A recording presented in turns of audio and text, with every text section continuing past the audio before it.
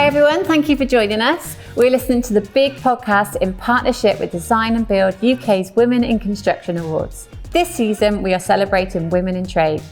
I'm Layla Gunter, and coming up in this Equality in Trade podcast, we're going to be talking to Suzy, aka Princess Spark, an electrician in Anglesey who has been working within the industry since she was 14. She began her career path at uni studying performing arts, but as time progressed, she realised that she had a passion for working behind the scenes, doing the sound and lighting for shows. She graduated from uni and applied for a job at a theatre and then retrained in an electrical qualification and hasn't looked back. She currently works for her dad and talks about her recent educational experience studying a City and Guilds qualification where she was on a male-dominated course, shock horror. But first, don't forget to give us a like and subscribe on your favourite podcast platform. And if you want to contact us or find out what else we've been up to, you can follow us on our socials.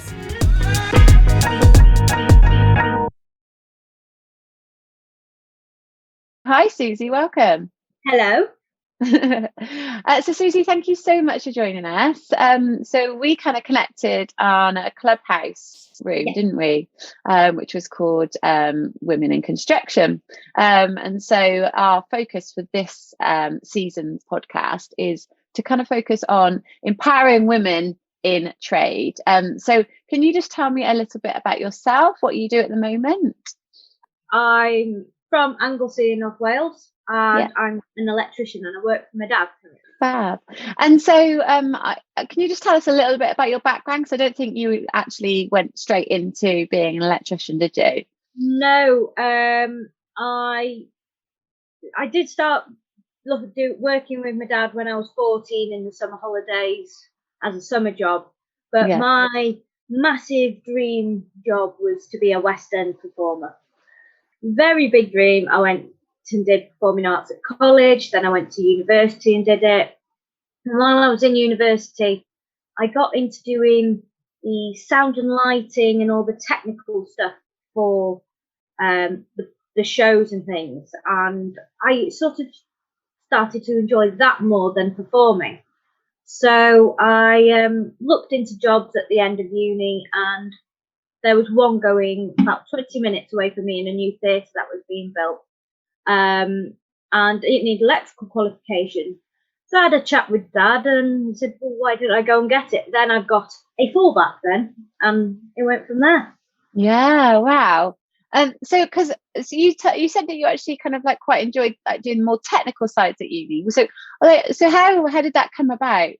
At uni, it wasn't just a straight performing course. You could do the other aspects of it, so you can work behind the scenes. And so on the shows you got a choice whether you performed or you went and did the doing all the backstage stuff. And also I'm part of I think 3 groups back here on Anglesey, and I was working with them whilst I was at uni. So there was a pantomime group which I helped do all the sound and lighting for that, and there was a musical group which I helped working on that as well. So it was like I got a bit of everything from everywhere. Yeah. And what were you doing specifically? Was it like the lighting rigs and? Yeah, I was putting all the lights up, and then I was programming them into the desk, and then controlling them when the shows were on. We have the script, and it says which lighting cue is coming where. And I also had to look at putting all the sound systems in place, and then finding all the sound effects and making sure I had all the right tracks and things like that. Yeah, it sounds really, really complicated. Like you've got to be on it all the time. Yeah, you do. Yeah, for the whole show. Usually there's 2 of us doing it. So, but some shows it can be done with 1 person. Yeah.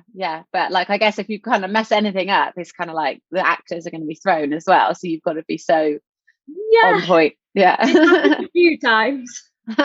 Naturally gonna. And so you left uni and then you decided that you actually wanted to work with your dad. So just tell me a little bit about your dad's background. How did he get into being an electrician? He's always enjoyed doing electrics and electronics. It's not always been his job. He did catering, and he was used to do discos and PA systems for big bands all across the country. But he used to do electronics and things as well. So he used to actually make circuit boards and things. Wow. And he still does a lot of it now. He still repairs amplifiers and things like that.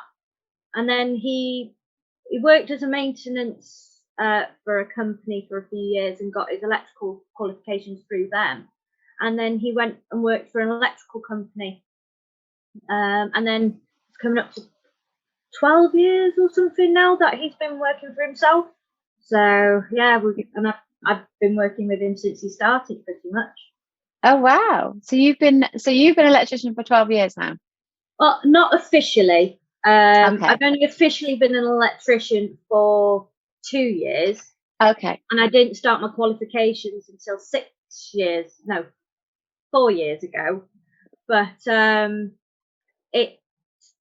I used to go and work with him in the summer just to give him a bit of a helping hand. Yeah, cool. And so 4 years ago, you kind of like took the big step to go and qualify. Can you just tell me a little bit about that? What where did you go? Kind of why did you decide to go to that certain place? Well, I went to a college. It's about half an hour, 40 minutes away from me in Ross-on-Sea, so it's down the coast, called Shandrisha College. And I decided to go there because they did City and Guilds, whereas the college that was only 20 minutes away from me didn't do City and Guilds. And I preferred having the City and Guilds qualification. So I went there and it was great, wasn't it? And why did you decide? What was so different about the City and Guilds? I don't know. Because I've always had it in my head, City and Guilds is more recognised by a lot of people, and I knew the body itself because I'd done qualifications through City and Guilds before. So it just put me at ease that I knew what I was going into, sort of thing. Yeah, I get that.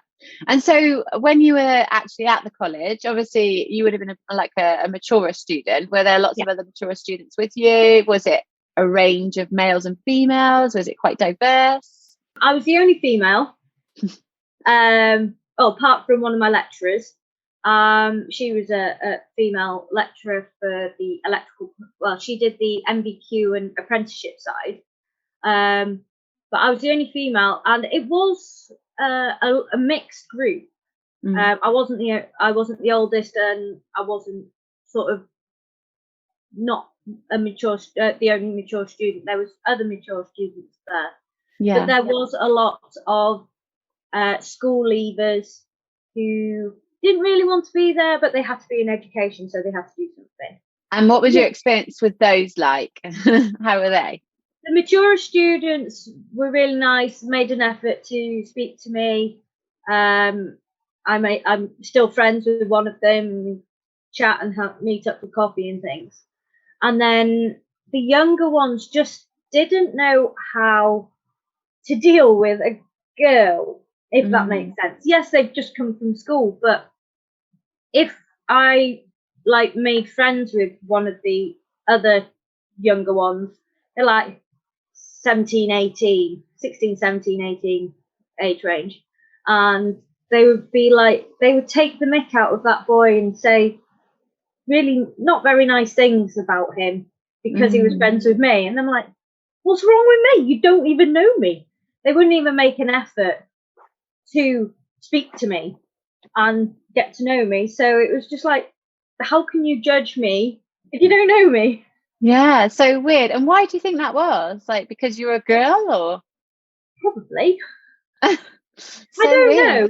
I really don't know. It was just so strange because I'm one of the girls that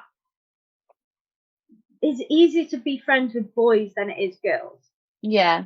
And so I don't really understand what the problem was. Yes, I was a girl. Yes, I looked a bit different.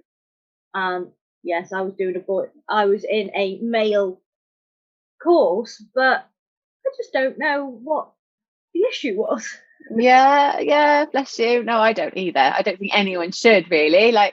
So I mean, it's really interesting that you've just said male. Yeah. Because let's face it, it's really sad, but we've kind of grown up with these very stereotypical roles, haven't we? And like, you know, people say, you know, obviously we should, really, really archaic, we should probably go and do more female roles like admin or, you know, I don't know.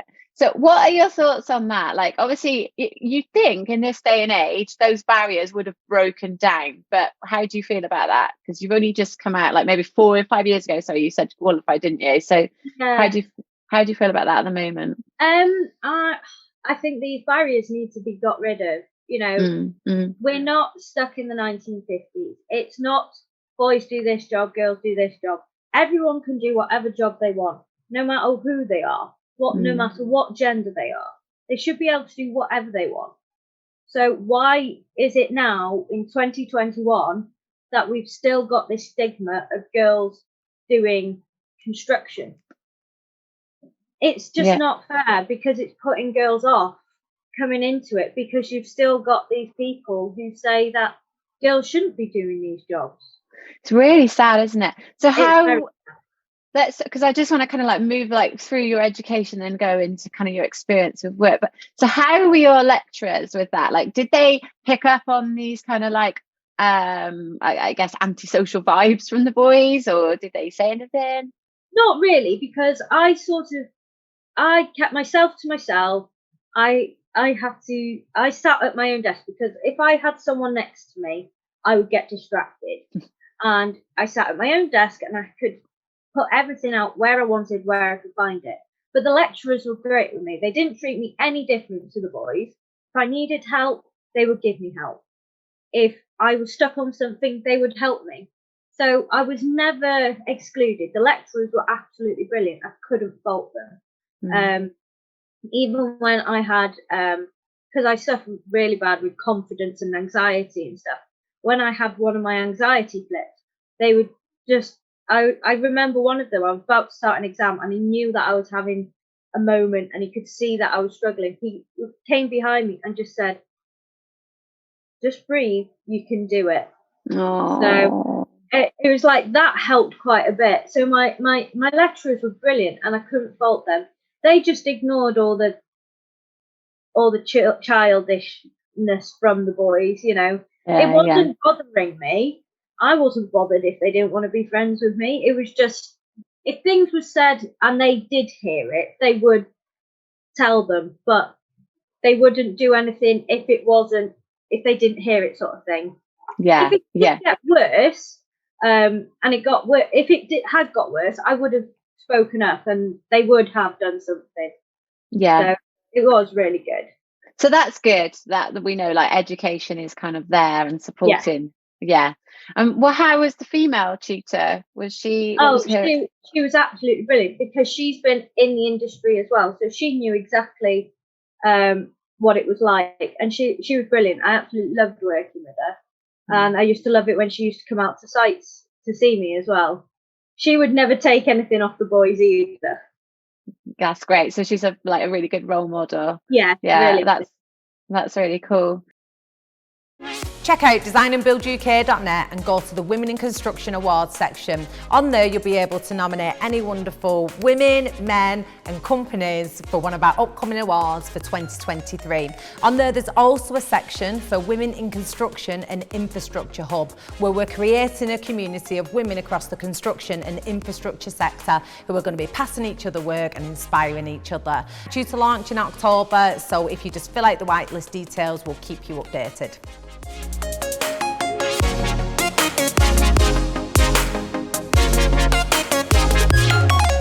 Thanks for joining us on the BiGDUG podcast in partnership with the Design and Build UK's Women in Construction Awards. Today we've been talking to Suzy, aka Princess Spark, an electrician in Anglesey who has been working within the industry since she was 14. Be sure to follow us and Princess Spark Anglesey 1 on socials and show your support. And so now kind of so obviously you've got your qualifications, you've been working with Dad for 4 years officially, as a full-time electrician. So kind of just tell me a little bit about your relationship with your dad. That sounds really lovely. We are like two peas in a pod. we do all sorts together, not just work. Obviously, with him being my dad, we do stuff outside of work together as well. I'm no stranger to be carrying bags of cement round the back for him or helping him concreting and things. But we work well together, and we do a lot together, and we just throw banter backwards and forwards at each other. Usually it's him to me about being short, but I throw it back at him as well. But yeah, I love working with him, and I wouldn't work with anyone else. That's so cute. Oh, it's so lovely. So lovely and special, isn't it? So how have you found kind of now, kind of within those, well, I guess like the whole time that you've been working as an electrician with your dad, have you ever encountered any negativity? That's kind of start with. Oh, yes. The positive does outweigh the negative, but the negatives always stick in my mind because it gives me that kick to do it even better. I had a comment a few weeks ago saying that when my dad retires, that I will get a male labourer in to do all the heavy work. Wow. Like, why? Why do I need to? I could do the heavy stuff just because you don't see it. Yeah. But there's always one that sticks in my mind. It was years ago, just before I qualified. It was one of the last things I was putting together for my portfolio. I was working on a consumer unit in a care home, and the entertainment guy walked past and said, "It's not really a job for a girl, is it?" Oh my God. Why not? And he goes, "It just isn't." I said, "I can do whatever I want." And he walked off. Now I was on my own at this point because Dad had gone to the van. He comes back and he could see, because I'm a natural redhead, so he could see the redhead fire in my face. He knew something was wrong. Yeah. What's happened? So I explained what had happened, and Dad wasn't happy either, because this guy does entertainment for the residents, so it's not like he's exactly in a male job. So we went and spoke to his manager because it had really upset me that day. Yeah, good for you. And so we spoke to his manager, and she spoke to him. Next thing you know, he comes down and he goes, "Oh, I'm so sorry. I thought we were bantering, because we banter about Harry Potter." I said, "Well, Harry Potter is different to my job. I've had to put up with people like you anyway. Why should I have to do it in a place I work?" So he didn't really speak to me after that, but he's now left. So, but yeah, that one always sticks in my mind. Yeah, good for you. And I think that's what's so important, is that we call these people out, isn't it? Society and kind of like cultural shifts have to change with all of us working together to call people out. So good for you. But that must have been really because you said you suffer with like anxiety as well. I bet you were pretty like on edge at that moment, because that's such a brave thing to do. It did knock me, and because Dad knew what I was like with the anxiety and the confidence and everything, he thought, "No, that's it. We can't be doing anything like that." Yeah. So it was. It did knock me for a couple of days, but my dad, being my dad, wasn't gonna let me just fall backwards. He pushed me to keep going. Yeah. Which is good, and he always has done. He knows that I can do it, so he will make sure if any comments are made that it doesn't affect me by just keeping pushing me forward. Yeah. Oh, it sounds amazing. What a rock. Oh, so I mean, you said that it's not all negative. So so you've had some positive comments, have you? You had like all the time. Yeah. I see it all the time. I get, "Oh, that's great, girl in the industry." We used to have a customer. I used to have to sit with her and have a chat with her while Dad went and did the job, which only takes 20 minutes because he'd be there for about 4 hours talking. And she was a lovely little old lady. She used to love it when I used to go around. And she always used to say, "When you qualify, I want you as my electrician." She has passed away now, but she was in one of the care homes we do work for, and she found out that we'd been and done a job there and not gone and said hello. Well, we didn't half get it then. But I get it all the time. A lot of our customers are elderly ladies living on their own, don't like strange men in the house, so they do feel a lot of comfort in a female going in. Yeah. They do like to have a chat as well, which is what sometimes they just need, is just a little chat, because we haven't seen anyone else that day. Yeah, that's so lovely. And do you have any friends at all that are in the industry? Or I've got a male friend. He didn't actually end up going into the trade itself, but I didn't really have anyone else until I started my Princess Spark Instagram. And now I've got loads. They're all over the country, and it's nice to find other female sparks, because I didn't know about any others. That's so cool. So that's the power of social media, isn't it? It can be the worst thing, but it can also be the best thing, like pulling people together. And how have you found that? So have you had any, like, have you had positive comments, negative comments, or has it all been positive? Instagram, it's all been positive. It's been brilliant, and there's so much support there. It's great, even from some of the other guys. You know, some people who haven't even spoken to me, they're always like just giving you the support, even not just electrical, but other support as well. But I found Facebook and Twitter have got the horrible people. They've got the ones that want you to stay in the kitchen and all that. So I do post to my my Facebook and Twitter, but not as much. Don't have as much interaction as I do on Instagram. But I love the fact that you've actually found some friends, and like you can all support each other as a network. Yeah, we do, and it's great. I don't know where I'd be without all my Instagram friends. Oh, and so you're now building some kind of relationships as well in Clubhouse as well. How have you found that? Yeah, I've only done the one Clubhouse so far. They always seem to clash with other things that are going on. But yeah, there was Stephanie, who's on Clubhouse. I speak to her a lot as well. But yeah, and Amy the Sparky as well. So yeah, I'm just slowly building up Clubhouse. I think Hayley invited me to join as a speaker on that Women in Construction, and I was just like, no, not yet. I know, I get that. You need to build your confidence, but you'd be fab. You really I will try and come on Clubhouse a bit more. It was just that first initial one. I didn't know what was going on or how it worked, so I just thought it's when someone asks you a question, you're trying to unmute, and you can't get that button to work for some reason. Everybody seems to have the unmute problem. I've had it.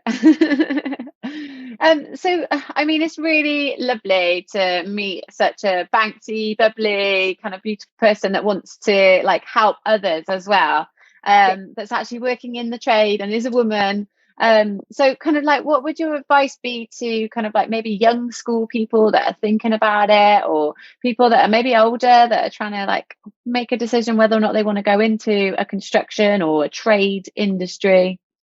Always try it, no matter what anyone says. Just go and try it. If you don't like it, you can try something else. I know someone who's done electrical, plastering, the lot. They've tried them all to find what they want to do. Saying that I live by is just keep swimming, because if you don't, you won't find out where you're going to get to. So just never give up, and never let anything knock you back. And what do you say to all those kind of like negative, discriminatory people out there? Go and find someone else to pick on. Seriously, there is no need for it in this day and age. If that's how you feel, that's how you feel. Don't tell it to me, because it's my job. It's what I want to do. And kind of what to inspire other women to try and maybe kind of try being an electrician or a sparky. What is it that you love about that role so much? It's every day is different. You never know what you're going to find. whether you're a male or a female, you will always find something different on your job. Like, I love going under floors. I love going in lofts. You know, you always find the interesting things in there. It's not all, I'm going to put a socket on a wall. No, you've got all sorts. You have to find things. And sometimes being a female, you see things differently to what the guys do. So all those female who are thinking of going into it, do it. Go try it. If you don't like it, that's fine. Doesn't matter. But at least you tried. Yeah, love it. Oh, thank you so much, Suzy. So inspiring. And what is your Instagram account so that we My can get people to follow? Instagram is Princess Spark Anglesey 19. Okay, cool. So we all need to follow that. I'm going to go do that in a moment.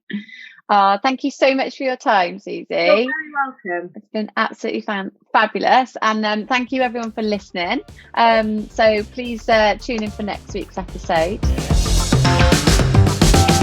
And that was the very talented Suzy May on the BiGDUG podcast. Huge thanks to her for joining us as part of our Women in Trade series. Don't forget you can like and subscribe to these episodes across all good podcast platforms as well as YouTube. Just search BiGDUG podcast and show us some love. Or follow us on social media, and if you're interested in keeping up to date with what Suzy May is up to, you can follow her at Princess Spark Anglesey 1. Before we go, just a reminder that this pod is part of a series in partnership with Design and Build UK's Women in Construction Awards, as we celebrate some truly inspirational women in the trade. If you want to know who else we've been talking to, give us a follow and a subscribe on your podcast provider and they'll be delivered straight to you. But until next time, thanks for listening and bye for now.